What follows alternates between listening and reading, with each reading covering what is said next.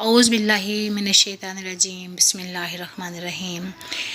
آپ دیکھ رہے ہیں اسلامک چینل اور امید کرتے ہیں کہ آپ سب ٹھیک ہوں گے، خیریت سے ہوں گے۔ اللہ تعالیٰ آپ سب کو ٹھیک رکھے، اللہ تعالیٰ ہمیں پکا اور سچا نمازی بنائے، کامل ایمان والا بنائے، اور ہمارے اعمال جو ہیں وہ اللہ تعالیٰ اچھے اعمال قبول و منظور فرمائے۔ شیطان اور وسوسوں کا علاج۔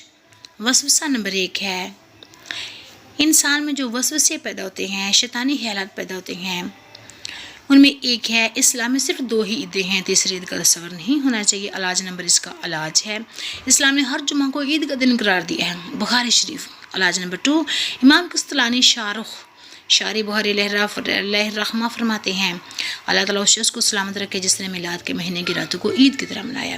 وسوسہ نمبر 2، ولادت کی خوشی نہیں، وفات کا غم منانا چاہیے۔ علاج، حضور اکرم صلی اللہ علیہ وآلہ وسلم نے 3 دن سے زیادہ سوگ منانے سے منع فرمایا، سوائے اس عورت کے جس کا شوہر انتقال کر جائے۔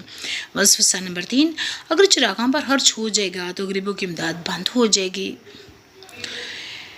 جو لوگ غریبوں کی مدد کرتے ہیں وہ میلاد النبی صلی اللہ علیہ وآلہ وسلم کی خوشی میں پہلے سے بڑھ کر غریبوں کی امداد کرتے ہیں۔ کوئی شخص آج تک ایسا نہیں پائے گا جس نے کسی غریب کو یہ کہا ہو کہ میں چراغاں پر پیسے خرچ کر رہا ہوں لہذا تمہاری مدد اس ماہ نہیں کروں گا۔ غلط تاثر۔ اعلیٰ حضرت امام احمد رضا علیہ الرحمہ کی تحقیق کے مطابق 8 ربیع الاول کو عید میلاد النبی منانا چاہیے۔ اعلیٰ حضرت امام رضا جمع ولادت کے بارے میں 7 اقوال کہتے ہیں، لہذا جو 12 ربیع الاول کا ہی دن ہے جب آپ کی ولادت ہوئی۔ اگر آپ کو ویڈیو پسند آئے تو سبسکرائب کریں، لائک کریں، شیئر کریں۔ السلام علیکم ورحمۃ اللہ وبرکاتہ۔ جزاک اللہ خیرا۔